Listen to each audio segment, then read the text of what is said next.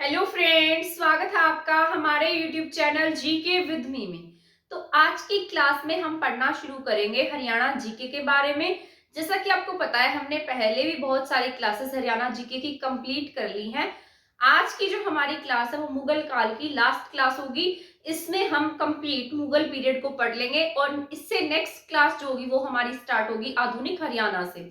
अब जो next class start होगी ना, उसमें ब्रिटिश जो इंडिया है उसमें हमारा हरियाणा कैसे रहा था और हरियाणा का फॉर्मेशन कैसे हुआ, इसके बाद जो न्यू टॉपिक्स हैं वो स्टार्ट हो जाएंगे। ठीक है, तो यहाँ तक मैंने आपको कंप्लीट हरियाणा की हिस्ट्री पढ़ा दी है। अगर आपने हमारी क्लासेस नहीं देखी हैं तो हमारे चैनल पर हरियाणा सीईटी के नाम से प्लेलिस्ट बनी हुई है, वहां पर जाकर आप विजिट करके हमारा जो प्लेलिस्ट है वहां से हमारी क्लासेस देख सकते हैं। 34-35 क्लासेस आपको जो ये मुगल पीरियड और जो एंशिएंट हरियाणा है उसकी देखने को मिल जाएंगी। ये क्लासेस आपकी इंपॉर्टेंट रहेंगी एचएसएससी टीजीटी एग्जाम के लिए। इसके साथ साथ ये क्लासेस आपकी इंपॉर्टेंट रहेंगी जो भी आपके यहाँ पर हरियाणा सीटी का एग्जाम होगा उसके पॉइंट ऑफ व्यू से। ठीक है, चाहे वो ग्रुप डी का एग्जाम हो और चाहे वो हमारे सीईटी मेंस का एग्जाम हो, इन सभी एग्जाम्स के लिए क्लासेस जरूरी रहेंगी। ठीक है, इसके साथ साथ एचपीएससी के जितने भी एग्जाम्स होते हैं,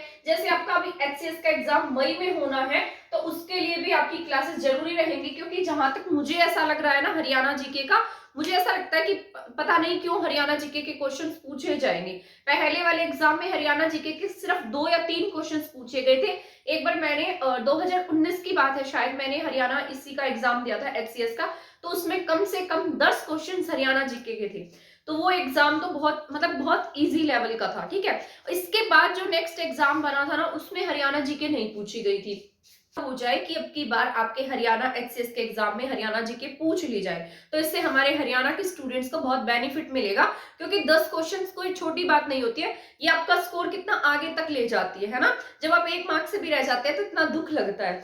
तो यहाँ मैं तो इस चीज को बहुत बार भुगत चुकी हूँ कि एक नंबर की वैल्यू का बहुत यहाँ पर धोखा लगता है जब हम एक मार्क्स से रह स्टार्ट करते हैं हमारी आज की क्लास। जैसा कि आपको पता है, इससे पहले वाली क्लास में मैंने आपको औरंगजेब के बारे में पढ़ा दिया था। मैंने आपको बताया था कि औरंगजेब किस तरीके से कट्टर आदमी था और इसका जो टाइम पीरियड था ना वो कैसा रहा था, कब से कब तक था। यहाँ पर 1657-58 से लेकर 1707 तक इसने पूरे इंडिया पर क्या किया था, राज किया था। ठीक है, इसके बाद में यहाँ पर हमारे इसकी मृत्यु के बाद इसके समय में 2 विद्रोह हुए थे हमारे यहाँ। एक गोकुला जाट का विद्रोह पढ़ा था हमने कल की क्लास में, और एक हमने पढ़ा था सतनामी विद्रोह। ठीक है, तो इन दोनों के बारे में भी हम कल की क्लास में पढ़ चुके थे। सतनामियों को क्या कहते थे, मुंडिया कहते थे, क्योंकि ये क्या करते थे, जो बाल दाढ़ी और ये सब होता है मुंडवा कर रखते थे। और इन्हें कौन सी संप्रदाय से प्रेरित थे, रैदास संप्रदाय से।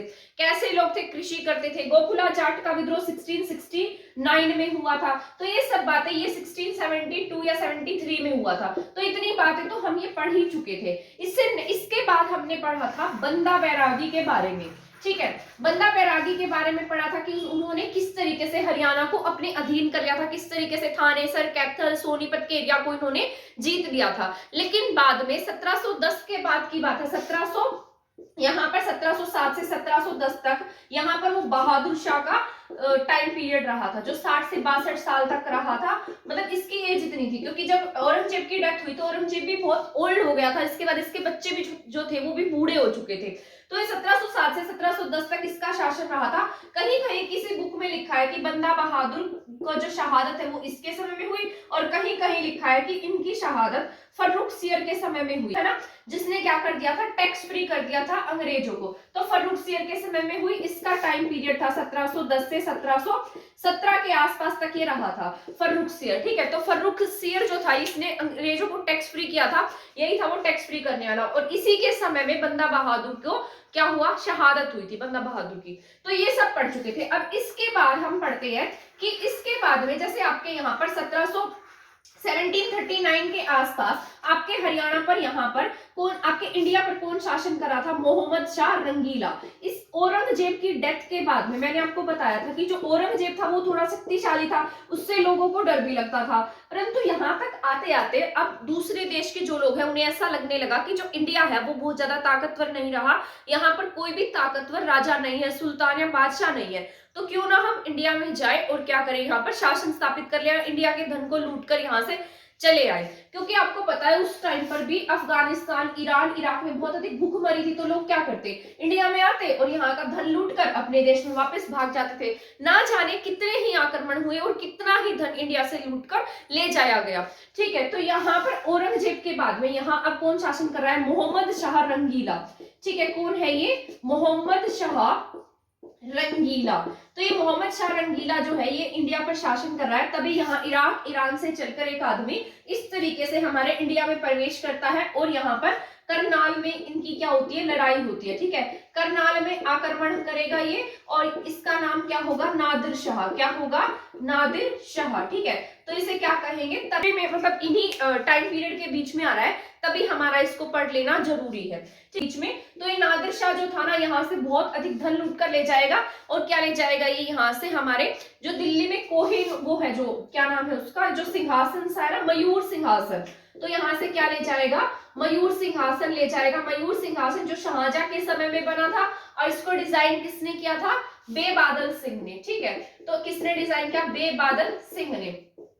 तो इस तरीके से हमारे इंडिया से ये इस सिंहासन को उठाकर ले जाएगा और अपने देश में इसके टुकड़े टुकड़े करके इसको बेच देगा। और ये ऐसा कहा जाता है, जब ये नादिर शाह हमारे देश में आया था तो अपने साथ में कुछ ऐसे लोगों को लेकर आया था और कुछ ऐसे औजार लेकर आया था जो हमारे, आपको पता है हमारे यहाँ दिल्ली में भी बहुत सारी ऐसी जो स्थल थे जहां पर हीरे मोती इस तरीके से जड़े गए थे, दीवारों के बीच में इस तरीके से डिजाइन बनाकर उसके अंदर पूरी तरीके से हीरे मोतियों को जड़ा गया था। तो यहाँ पर जब हीरे मोतियों को जड़ा गया तो ये जो नादिर शाह है अपने साथ में कुछ ऐसे व्यक्तियों को लेकर आया था जो जिन्होंने क्या किया, ये दीवारों में से हीरे मोती और जितने भी नग होते हैं ना, ये सब निकाल लिए। आज अगर आप इन दीवारों को देखेंगे तो इनके अंदर जो आर्टिफिशियल तरीके से फीलिंग होती है बस वही कर दी गई है। और जो ये मयूर सिंहासन है हमारे दिल्ली में संग्रहालय में, इसको मतलब किस तरीके से दिल्ली में रखा गया है, इसको मतलब जो एक तरीके का आप शो पीस कह सकते हैं बनाकर रखा गया है, क्योंकि इसको तो ये यहाँ से उठाकर अपने देश में ले गया था, टुकड़े टुकड़े करके इसको बेच दिया जितना पैसा मिला, क्योंकि इनका काम ही क्या होता था, यहाँ से धन लूट कर लेकर जाना और अपनी पूरी जिंदगी ऐसे जीना।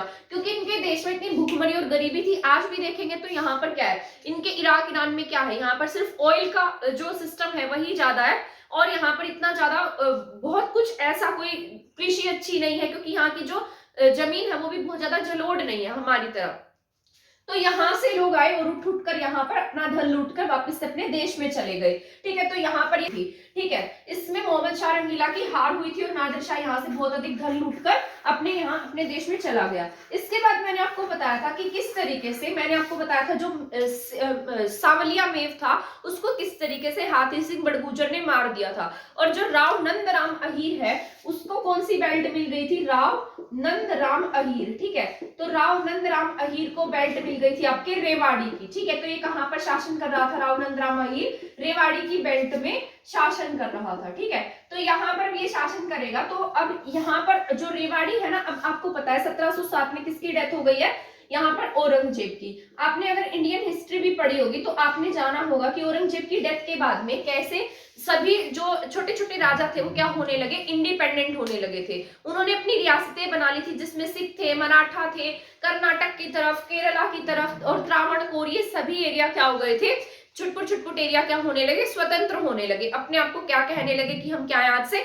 इंडिपेंडेंट है, आज से हम राजा हैं, आज से हमारी जो टेरिटरी है वहां पर क्या करेंगे, अपना शासन स्थापित करेंगे। उसी तरीके से बंगाल था, जो ओडिशा था, ये सब क्या हो गए, इंडिपेंडेंट हो गए थे। उसी तरीके से हमारे हरियाणा में भी जब यहाँ से औरंगजेब का शासन खत्म हो गया तो हरियाणा में भी क्या हुई, छोटी छोटी बेल्टें थी, कहीं रेवाड़ी, कहीं गुरुग्राम, कहीं मतलब बल्लभगढ़ और नजफगढ़, इस तरीके की जो रियासतें हैं वो क्या होने लगी, आपस में स्वतंत्र होने लगी थी। जिसमें से ये जो राव नंदराम अहीर है इनको क्या मिल गई थी, रेवाड़ी की बेल्ट मिल गई। अब जो राव नंदराम अहीर है इन्होंने काफी टाइम तक शासन किया, लेकिन बाद में इनका जो बेटा हुआ जिसका नाम था बाल किशन। अब यहाँ पर आप देखिए कि जो राव नंदराम अहीर है इसकी क्या हो जाती है, डेथ हो जाती है। अब इसकी डेथ होने के बाद में भी जो औरंगजेब के जो आगे वंशज आएंगे, औरंगजेब के बाद में क्या आ गए, यहाँ पर औरंगजेब के वंशज आ गए हैं। यहाँ पर भी इसका वंशज आ गया जिसका नाम था बाल किशन, ठीक है, राव बाल किशन। तो ये इसका वंशज था। अब ये जो रेवाड़ी की बेल्ट है यहाँ पर किसका शासन स्थापित होने लगा? राव बाल किशन का। अब ये जो राव बाल किशन है ये भी किसकी तरफदारी करता था? जो मुगल है इनकी तरफदारी करता था, क्योंकि इसके पिता को रियासत किसने दी थी? ये जो रेवाड़ी की बेल्ट थी ये औरंगजेब ने दी थी। तो इससे प्रभावित होकर जो ये जो औरंगजेब का वंशज होगा मोहम्मद शाह, ये क्या करेगा? इसे मोहम्मद शाह इसे क्या करेगा? उपाधि देगा, और इसे क्या कहेगा कि ये क्या है? उससे प्रेरित होकर इसे क्या देगा? उपाधि देगा, और उस उपाधि का नाम क्या होगा? शेर बहादुर, शेर बच्चा बहादुर सिंह, ठीक है। तो इस तरीके की इसे उपाधि मिलेगी, किसको? बाल किशन को। अब यहाँ पर जो बाल किशन है वही एक्टिव रहेगा, और यहाँ पर इसके बाद में अब बाल किशन की भी डेथ हो जाएगी। बाल किशन की डेथ के बाद में इसके जो कुछ वंशज होंगे, जैसे गुर्जर सिंह, इसका वंशज है एक गुर्जर सिंह और एक नाम है भवानी सिंह। अब जो गुर्जर सिंह है यहाँ पर क्या नाम है इसका? गुर्जर सिंह, और गुर्जर सिंह के साथ साथ इसका वंशज कौन है? भवानी सिंह, नाम है गुजरमल, ठीक है। तो इसका नाम क्या है? गुजरमल, और इसका नाम क्या है? भवानी सिंह। अब इसके बाद यहाँ पर जो कौन शासन कर रहा था? बाल किशन। अब बाल किशन की डेथ के बाद में यहाँ पर किसका शासन स्थापित हो जाएगा रेवाड़ी की बेल्ट में? गुर्जर सिंह का, ठीक है। तो आपको ये बात याद रख लेनी है, यहाँ पर किसका शासन स्थापित हो गया? गुर्जर सिंह का। और किसकी डेथ हो गई यहाँ पर? इसकी क्या नाम है? ये जो बाल किशन है इसकी डेथ हो जाती है। इसकी डेथ के बाद में गुर्जर सिंह क्या बन जाता है? यहाँ का हेड बन जाता है। अब यहाँ पर शासन स्थापित करेगा, और इसके यहाँ पर अब किसका, अब जो जिस तरीके से यहाँ पर अब वंशज बदले हैं, तो उसी तरीके से मुगल काल में भी क्या होंगे? वंशज बदलेंगे, और यहाँ पर अब किसका शासन होगा इंडिया में? फर्रुखसियर का। किसका शासन हो जाएगा? फर्रुखसियर। मुगल काल में कौन था यहाँ पर? फर्रुखसियर। फर्रुखसियर के समय में यहाँ पर बीच में एक पॉइंट मैं आपको बता देती हूँ कि यहाँ पर मुगल काल में फर्रुखसियर के शासन के समय में इसका एक हेड होगा जिसका नाम होगा फौजदार खान। क्या नाम होगा इसका? फौजदार खान, या फिर इसे क्या कहेंगे? इसका दूसरा नाम क्या है? दलाल खान। क्या नाम है इसका? दलाल खान। तो ये जो दलाल खान है या फौजदार खान है, ये किसका फेवरेट है? फर्रुखसियर का। अब ये फर्रुखसियर का फेवरेट है तो क्या करेगा? फर्रुखसियर के नाम पर गुरुग्राम के पास, गुरुग्राम से 20 किलोमीटर के आसपास के दायरे में ये क्या बना देगा? एक नगर की स्थापना करेगा जिसे नाम देगा फर्रुख नगर। क्या कहेंगे उसे? फर्रुख नगर। आज भी हम गुरुग्राम में जाते हैं तो फर्रुख नगर के बारे में हम मतलब वहां पर एक जो छोटा सा शहर या सिटी लगा लो या कुछ भी कह सकते हैं, एरिया कह लो या कस्बा, एरिया है ये। गुरुग्राम में क्या एक छोटा सा एरिया है जिसे हम किस नाम से जानते हैं? फर्रुख नगर से। तो ये फर्रुख नगर किसके द्वारा बसाया गया है? फौजदार खान के द्वारा। इसी तरीके से अब यहाँ पर गुरुग्राम में फर्रुख नगर रियासत बनेगी, और यहाँ पर क्या थी? रेवाड़ी रियासत थी बाल किशन के समय में। अब यहाँ पर किसका शासन स्थापित हो गया है? गुजरमल का। अब जो ये गुजरमल है ये कहाँ पर शासन स्थापित कर रहा है? रेवाड़ी की बेल्ट में। और वहीं पर हाथी सिंह बड़गुजर जो था, जिसको किसने फंसवाया था? नंदराम अहीर ने। क्या नाम है इसका? हाथी सिंह बड़गुजर। जो हाथी सिंह बड़गुजर है, अब यहाँ पर हाथी सिंह बड़गुजर तो अब नहीं रहा, क्योंकि नंदराम अहीर की भी डेथ हो गई है, इसके बेटे की भी। अब उसके बाद में कौन आ गया है? यहाँ पर गुजर सिंह आ गया। तो उसी तरीके से हाथी सिंह बड़गुजर का जो बेटा होगा, इसके बेटे का जो ससुर होगा, इसके बेटे का ससुर, जिसका नाम होगा टोडरमल। ये दूसरा अकबर वाला टोडरमल नहीं है, इसका नाम ही टोडरमल है, ठीक है। तो ये जो टोडरमल होगा वो किसको मरवा देगा? यहाँ पर किसकी हत्या कर देगा? इस गुजरमल की, ठीक है। तो यहाँ पर अब इसका जो चैप्टर है वो क्या हो जाएगा? खत्म हो जाएगा। तो इस तरीके से टोडरमल ने किसकी हत्या कर दी है? यहाँ पर गुजरमल की। और इस तरीके से ये दोनों आपस में क्या कर रहे हैं? लड़ाइयां कर रहे हैं, पैरेलल चल रहे हैं एक दूसरे के। जिस तरीके से मुगल पीरियड पैरेलल चल रहा है, उसी प्रकार हाथी सिंह बड़गुजर पैरेलल चल रहा है, उसी तरीके से गुजर सिंह जो है, सॉरी गुजरमल जो है वो भी क्या चल रहा है? पैरेलल चल रहा था इनके, ठीक है। तो गुजरमल की हत्या कौन करवा देगा? यहाँ पर टोडरमल करा देगा। अब टोडरमल से भी मुझे एक पॉइंट याद आ गया है, क्योंकि आपके यहाँ पर जो टोडरमल था वो क्या करता था? टैक्स वगैरह का काम जो था ना वो किसे दिया गया था? टोडरमल को दिया गया था। किसके समय में? अकबर के समय में। तो हमारे यहाँ पर तब से 2 टैक्स वसूल किए जाते थे, जिसमें से एक का नाम था चाही और एक का नाम था बरनी, ठीक है। क्या नाम है? चाही, और दूसरा टैक्स क्या है? बरनी। अब जो चाही टैक्स है ये टैक्स किस पे लिए जाते थे? सिंचाई पर, यानी कि जो कृषि करते थे उन पर टैक्स लिया जाता था, सिंचाई पर। और ये टैक्स जो था वो बारिश की, यानी कि रेन या बारिश के पानी का था, ठीक है। तो हमारे हरियाणा में ये जो टैक्स था ना चाही किस पर लिया जाता था? सिंचाई पर, जो सिंचाई नहरों से होती थी, नलकूपों से होती थी, ठीक है, उनसे जो सिंचाई होती थी उस पर कौन सा टैक्स लगता था? चाही टैक्स लगता था। इसके बाद में जो बरनी टैक्स था, बरनी टैक्स कहां पर लगता था? ये क्या था?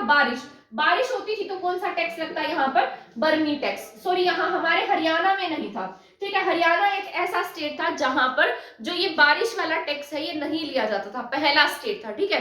और ये अंग्रेजों के समय में तो ज्यादा ही हो गया था, अंग्रेजों ने बाद में क्या किया, जो टैक्स वसूली की रेट थी ना, उसको क्या कर दिया? कम कर दिया।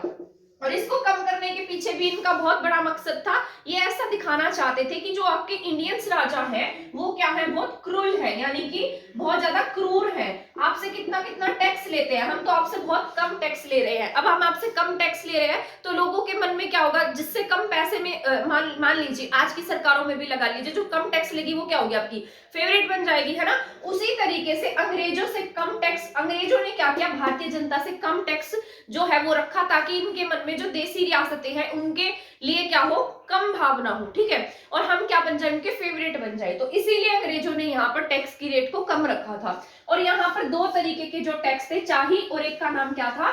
बरनी था। आपको याद रखना है, चाही जो टैक्स है वो हमें चाहकर, मतलब हमारी इच्छा हो या ना हो, हमें देना पड़ेगा।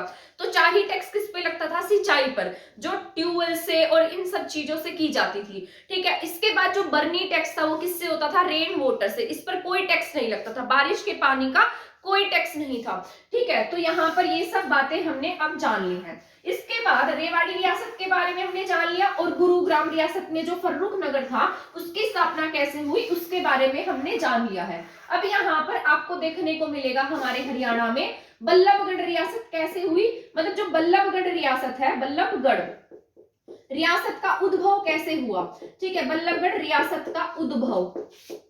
वैसे तो ऐसा कहा जाता है कि जो बल्लभगढ़ रियासत है ये औरंगजेब जब नहीं आया था, औरंगजेब से भी पहले बन चुकी थी, यानी कि जो बल्लभगढ़ रियासत है इसका जो उद्भव है वो 1606 में ही हो गया था। और जो औरंगजेब है ये कब आया? 1658 से 1707 तक रहा था, यानी कि इसके इसके जो बादशाह बनने से पहले ही 1606 में हमारे यहाँ बल्लभगढ़ रियासत का उद्भव हो चुका था। लेकिन बाद में इसको जो फेमस किया है, इसमें अलग अलग नाम लिए जाते हैं, जिसमें से एक तो नाम है बल्लू सिंह।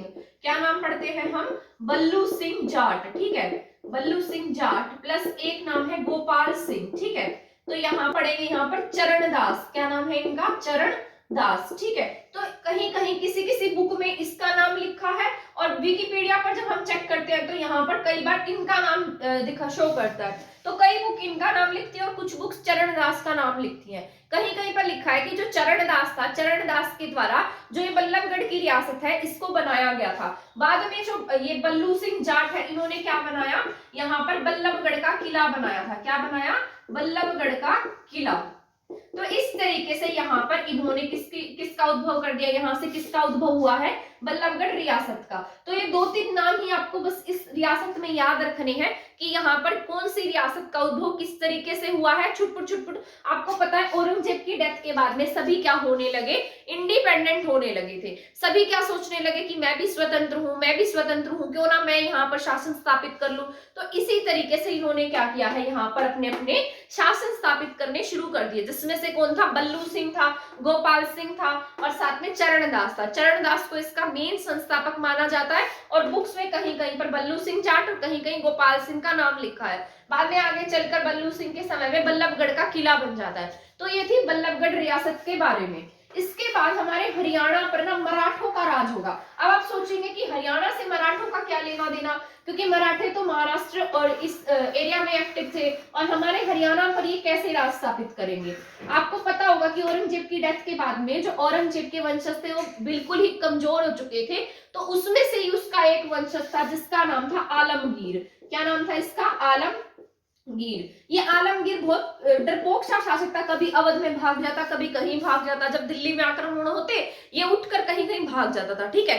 तो इसका नाम क्या है? आलमगीर। तो इस प्रकार से ये डरपोक था, इसको लगा कि कहीं अगर मान लो कोई हमारे यहाँ पर दिल्ली पर अगर मान लो कोई आक्रमण कर देता है तो ये मराठे क्या करेंगे? मेरी हेल्प कर देंगे। और मराठों के मन में भी कहीं ना कहीं इनको लेकर एक द्वेष भावना थी, क्योंकि शिवाजी के बारे में आपने पढ़ा होगा कि जो शिवाजी है वो शिवाजी और औरंगजेब, जो औरंगजेब है वो किससे चिढ़ता था? शिवाजी से, क्योंकि शिवाजी ने क्या किया था? अपनी टेरिटरी को बढ़ा दिया था, है ना। और इस औरंगजेब ने ही शिवाजी के जो बेटे थे संभाजी, है ना, उनको मरवाया था, उनको क्या किया था? बहुत तड़पा तड़पा कर मारा था। तो इस तरीके से यहाँ पर जो मराठे होंगे, मराठों के मन में क्या होगा? इसके लिए बहुत ज्यादा मतलब हेट या फिर घृणा की भावना होगी, ठीक है। और अब यहाँ पर कौन शासन कर रहा है? आलमगीर। यहाँ पर भी कौन है? मराठे हैं। तो अब ये मराठे सोचेंगे कि क्यों ना हम इसकी टेरिटरी पर अब हम अधिकार स्थापित करेंगे तो हमारा भी कुछ ना कुछ रुतबा होगा, हम इसको मजा चखा सकेंगे। तो यहाँ पर जो मराठे हैं, अभी आलमगीर जो है क्या करेगा? इन मराठों को यहाँ पर इनवाइट करेगा और इनको कहेगा कि आप क्या करें, जो हरियाणा है, हरियाणा का जो कुरुक्षेत्र एरिया है, यहाँ पर आप क्या कर सकते हैं? शासन स्थापित कर सकते हैं, क्योंकि पूरी बेल्ट क्या है? खाली पड़ी है और यहाँ पर कोई भी शक्तिशाली राजा नहीं है। तो इस तरीके से जो आलमगीर है मराठों को कुरुक्षेत्र क्या दे देगा?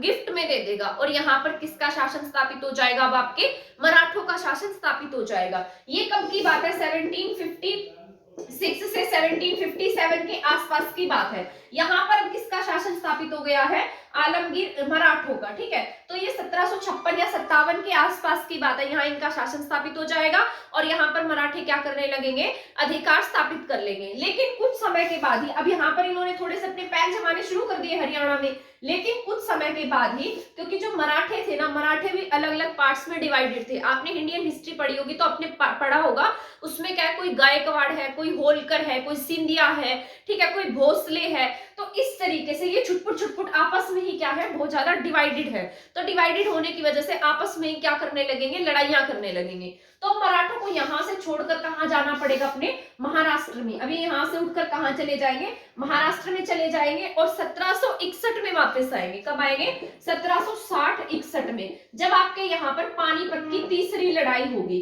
कौन सी लड़ाई? पानीपत की तीसरी लड़ाई। अभी पानीपत की तीसरी लड़ाई क्यों फेमस है? क्योंकि आपके हरियाणा में लड़ी गई है, ठीक है, हरियाणा के पानीपत में। अब आपको पता है, मैंने आपको बहुत बार बताया कि ईरान, इराक, अफगानिस्तान का एरिया बहुत ज्यादा रिच नहीं था, यहाँ पर भूखमरी थी, गरीबी थी। तो वहां से लोग उठ कर आते और हमारे इंडिया पर क्या करते? इस तरीके से आक्रमण करना शुरू कर देते थे, ठीक है। जो भी धन मिलता यहाँ से लूट कर और चलते बनते थे। तो उसी तरीके से 1760 के आसपास, वैसे तो जो अहमद शाह अब्दाली है वो पहले भी हमारे इंडिया में आता था। क्या नाम है इसका? अहमद शाह अब्दाली।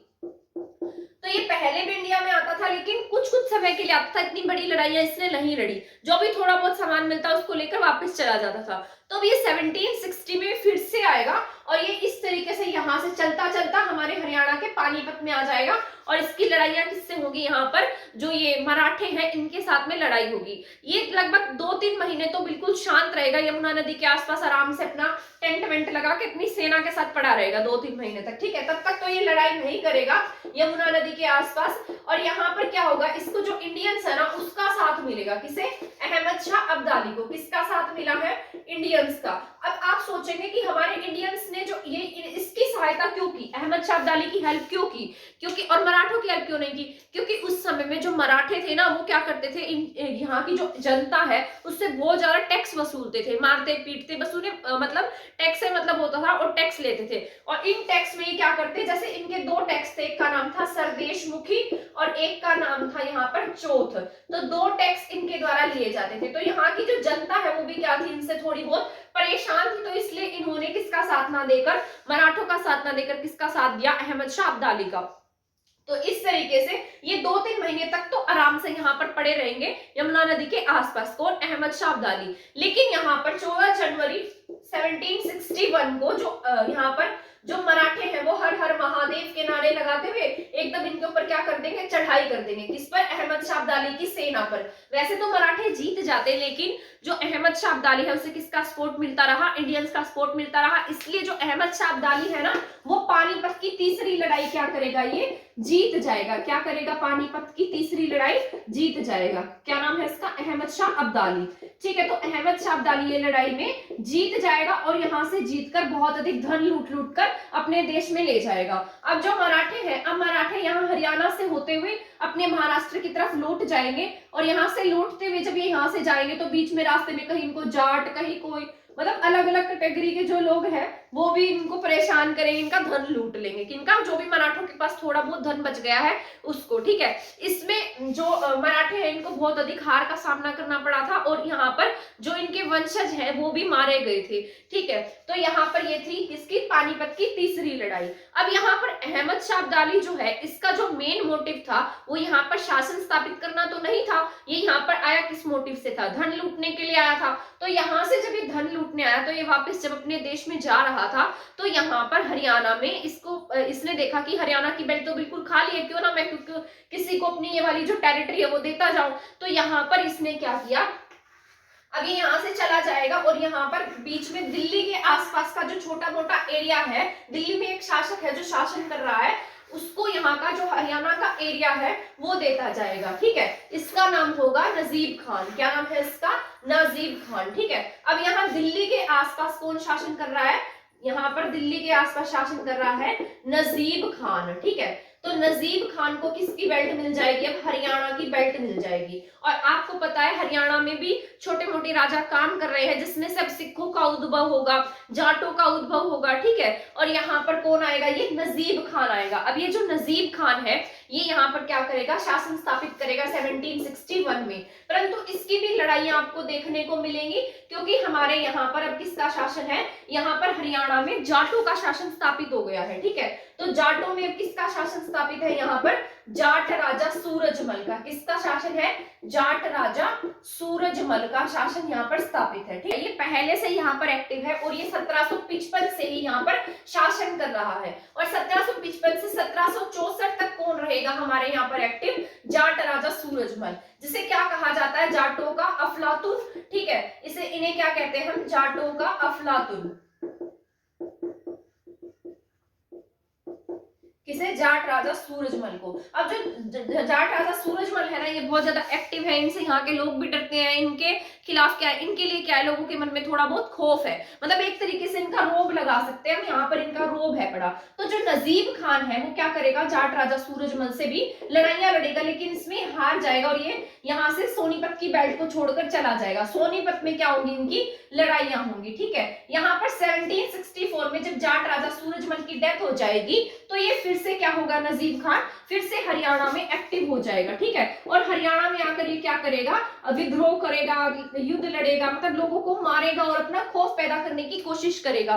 क्या नाम है इसका, नजीब खान। और यहाँ पर जाट राजा सूरजमल की डेथ के बाद में जो ये इनकी बेल्ट है किसे मिल जाएगी, जाट राजा जवाहर सिंह, इन्हीं का बेटा है। क्या नाम है इसका, जाट राजा जवाहर सिंह। तो जवाहर सिंह को यहाँ की बेल्ट मिल जाएगी। और 1770 के आसपास अब ये जो यहाँ नजीब खान जो शासन कर रहा है, अब नजीब खान जो होगा 1770 में नजीब खान की भी क्या होगी, यहाँ पर डेथ हो जाएगी। ठीक है, तो इस तरीके से अब नजीब खान की पट्टी भी कमजोर और यहाँ पर जो ये जाट राजा जवाहर सिंह है इनकी जो बेल्ट है वो भी क्या हो जाएगी, कमजोर हो जाएगी। तो दोनों टेरिटरी में क्या है, ये जाट राजा जवाहर सिंह वही है जिन्होंने शीतला माता देवी मंदिर बनवाया जो आपका गुरुग्राम में है, और ये एक्टिव भी उन्हीं बेल्ट में है, ये साउथ की बेल्ट में एक्टिव थे। ठीक है, कहां पर एक्टिव थे, साउथ की बेल्ट में। और ये जो यहाँ पर हम पढ़ रहे हैं जाबिद खान, नजीब खान को, ये मध्य की बेल्ट में एक्टिव थे, मध्य एरिया में जो मध्य हरियाणा है यहाँ पर एक्टिव थे। और इसके साथ साथ हमारे यहाँ पर हरियाणा में कहीं कहीं छुटपुट छुटपुट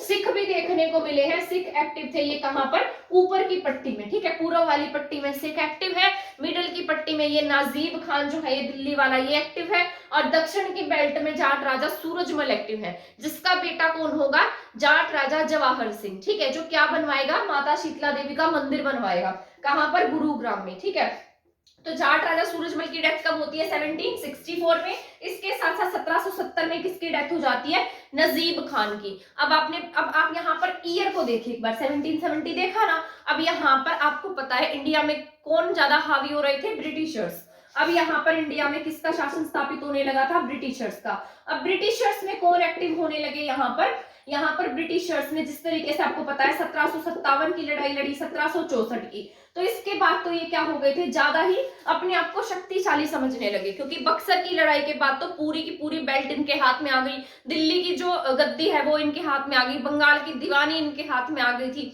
है ना। तो इस तरीके से यहाँ पर इनका शासन स्थापित हो गया। तो अब ये कहां पर कहां पर अपना शासन स्थापित करने की कोशिश करेंगे ब्रिटिशर्स, हरियाणा में भी, ठीक है। तो इसके बारे में भी हम जान लेते हैं। अब किसका शासन है यहाँ पर, नजीब खान का जो बेटा है ना 1770 में बनेगा जाबित खान, क्या नाम है इसका, जाबित खान, ठीक है। तो यहाँ पर इसका शासन होगा जाबित खान का, और यहाँ पर जाट राजा जवाहर। अब मैंने आपको बताया है कि इस तरीके से ऊपर पूर्व के इलाके में कौन एक्टिव है, सिख एक्टिव है, और 1789 के आसपास, यहाँ पर 1779 के आसपास, 1779 के आसपास गुरुग्राम के कानोड़ की बेल्ट में, कानोड़ महेंद्रगढ़ की बेल्ट में यहाँ पर एक और होगा नजफ अली, क्या नाम है इसका, नजफ खान, वो नाजिब खान था, इसका नाम नजफ खान है, ठीक है, नजफ अली खान नाम है इसका। तो ये कहां पर एक्टिव है, कानोड़ महेंद्रगढ़ की बेल्ट में 1779 में, ठीक है। और यहाँ पर कौन एक्टिव है, सिख एक्टिव है। तो यहाँ पर एक आदमी आएगा जिसका नाम होगा गजपत सिंह, क्या नाम होगा, गजपत सिंह। तो जो गजपत सिंह है ये क्या करेगा, सिखों के बीच और जो ये नजफ अली खान है इनके बीच में क्या करा देगा, ट्रीटी, यानी कि एक संधि करवा देगा, ठीक है। संधि करने से आपस में क्या नहीं करेंगे, एक दूसरे से लड़ाई नहीं करेंगे और अपने अपने एरिया में शांति से रहेंगे, ठीक है। परंतु इसी बीच में कहीं ना कहीं अब जो मराठे यहाँ पर शासन कर रहे थे 1761 की लड़ाई के बाद में, आपको मैंने बताया कि मराठे यहाँ से चले गए, लेकिन फिर भी मतलब इनकी क्या थी, छोटे छोटे टुकड़ों में बटे हुए थे, जैसे कोई सिंधिया था, कोई होलकर था, कोई भोसले था। तो उसमें से महादजी सिंधिया, क्या नाम है उनका, महादजी सिंधिया। तो महादजी सिंधिया जो है वो कहां पर आएगा, आपके हरियाणा में। और हरियाणा में आकर सोचेगा कि क्यों ना, अभी पूरी बेल्ट खाली पड़ी है, छुटपुट छुटपुट राजा आपस में लड़ते रहते हैं, मुझे इनसे क्या लेना देना है, मैं अपनी बेल्ट में जाकर क्या करूं, यहाँ पर शासन स्थापित कर लूं। अब फिर से किसके हाथ में आ गया, हरियाणा, मराठों के हाथ में। अब यहाँ पर कौन शासन कर रहा है, महादजी सिंधिया, क्या नाम है इनका, महादजी सिंधिया। जी सिंधिया है वो 1789 में, कब आएगा यहाँ पर, 1789 में आएगा। और इसके बाद यहाँ पर छुटपुट मतलब यहाँ पर हमारे हरियाणा में छुटपुट राजा तो वैसे ही शासन कर रहे हैं, तो यहाँ पर ये भी आकर रहने लगेगा और अपना शासन स्थापित कर लेगा। लेकिन इसका जो बोलबाला है वो ज्यादा दिन तक नहीं चल पाएगा, क्योंकि उस समय में हमारे इंडिया में किसका शासन होने लगा था, बीईआईसी का। और आपको पता है बीईआईसी जो है वो मराठों के साथ में भी युद्ध लड़ेगी। इसने मराठों के साथ में तीन युद्ध लड़े, जिसे हम किस नाम से जानते हैं, मराठा अंगल युद्ध। किसके नाम से, मराठा अंगल युद्ध। तो जब ये 1803 में जो तीसरा मराठा अंगल युद्ध लड़ेंगे 1803 में, तो उसमें ही क्या होगा, आपका जो हरियाणा है वो किसके अंडर आ जाएगा, ब्रिटिशर्स के अंडर आ जाएगा। अब 1803 के बाद जब तक हमारा देश आजाद नहीं होगा तब तक ये बेल्ट किसके अंडर में रहेगी, ब्रिटिशर्स के अंडर में रहेगी। तो 1803 में जो ये है, ये जो हमारा हरियाणा है वो सूरजी अंजन गांव की संधि के तहत, सूरजी अंजन, तो ये जो सूरजी अंजन है ये हमारा गांव नहीं है, ये महाराष्ट्र में, सॉरी मराठों का है, महाराष्ट्र में है, लेकिन संधि वहां पर होगी।